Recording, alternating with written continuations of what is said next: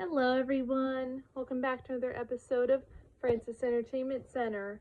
The next stories today are Your Shoes Untied and Squid's Day Off. Enjoy the video. SpongeBob is relaxing at home watching a dancing anemone on TV. When Gary slithers into the room, SpongeBob is embarrassed and quickly changes the channel. Patrick then comes bursting through the door with his hands inside a pair of new shoes. When SpongeBob asks to see them on his feet, Patrick confesses that he does not know how to tie his laces. SpongeBob says that he will teach Patrick, untying his shoes to demonstrate. However, SpongeBob's attempts to tie them fail. Awash with self-doubt, SpongeBob reminds Patrick that he is late for something.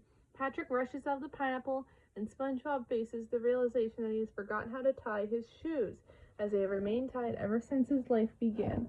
When a good night's sleep fails to jog his memory, he decides to set the problem aside for the time being and get a move on to work. Moving, however, presents a problem, as SpongeBob trips over his untied laces every step of the way to the Krusty Krab. SpongeBob finally arrives, only to find Patrick already there eating a Krabby Patty with his shoes still on his hands. Not wanting to look foolish in front of Patrick, he pounds his feet through the floorboards so that Patrick cannot see them. Patrick only suspects SpongeBob of dieting, so SpongeBob takes care to keep his shoes hidden as he trudges to the kitchen. Even through his exhaustion, SpongeBob realizes that he still has to cook, and that doing so while standing in one spot will be simple enough. However, bringing the order to Squidward across the room presents a daunting challenge.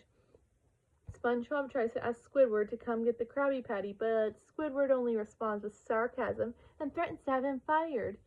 So SpongeBob tries shuffling over, millimeters at a time, but gets practically nowhere as Squidward orders him to move. With one gingerly step forward, he trips and catapults the Krabby Patty into Squidward's mouth. This mishap repeats several times until Squidward is engorged with Krabby Patties to the anger of the customers. SpongeBob worries that this incident will be the end of his career as a fry cook. Mr. Krabs, occupied with a crossword in the bathroom, hears disgruntled customers leaving to eat at the chum bucket. He bursts out with his pants down and demands to know why his customers have left. Squidward replies with some difficulty that SpongeBob is to blame. Angered, Mr. Krabs calls for SpongeBob to present himself. Feeling ashamed, SpongeBob tells Mr. Krabs that he cannot remember how to tie his shoes and asks him for help, but then Mr. Krabs solemnly informs him that he does not wear shoes. In desperation, SpongeBob starts asking anyone and everyone if they know how to tie a knot. Failing to find someone who wears shoes, SpongeBob's cries of anguish summon the Flying Dutchman. As it so happens, the Dutchman has held the title of fancy knotting contest champion for 3,000 years. Is confident that he can teach SpongeBob a thing or two about knots. He demonstrates various knots of increasing complexity, but is stumped when SpongeBob asks for a knot for tying shoes. The Dutchman admits that he has no need to tie his shoes because he no longer has feet. The fact does not impede his enjoyment of wearing a sock on his ghostly tail. SpongeBob drags himself home, thinking that his shoes will forever remain untied. But Gary, surprisingly, ties his shoes for him. Gary also reveals that he wears a pair. Amazed, SpongeBob asks Gary where he learned to tie them. Gary reveals a record player underneath his shell and puts on a record of the song Loop-de-Loop, which finally teaches SpongeBob how to tie his shoes perfectly.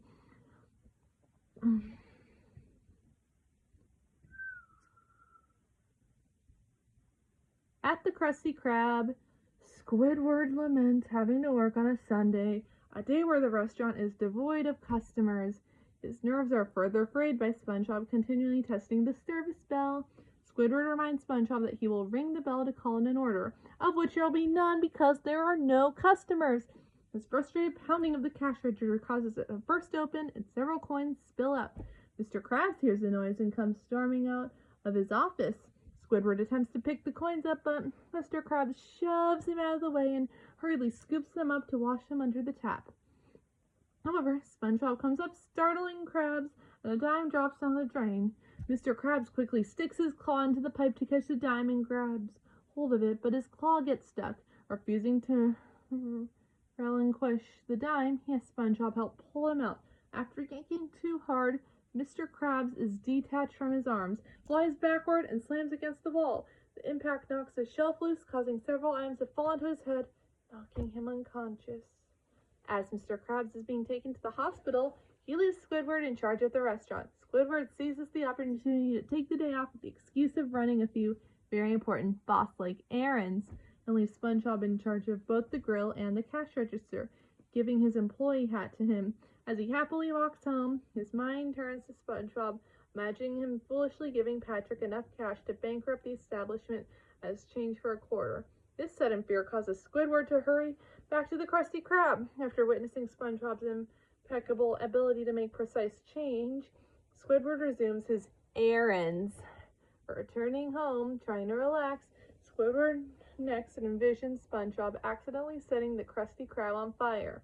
He rushes toward the restaurant, realizes the scenario he thought up is observed, and walks back home. However, coincidentally, a fire truck passes by, making Squidward think the Krusty Krab is actually on fire and rush back with a fire extinguisher, but finds everything uncharred, with SpongeBob eagerly awaiting the completion of Squidward's errands. Squidward goes home once more, vowing he will not return to the Krusty Krab.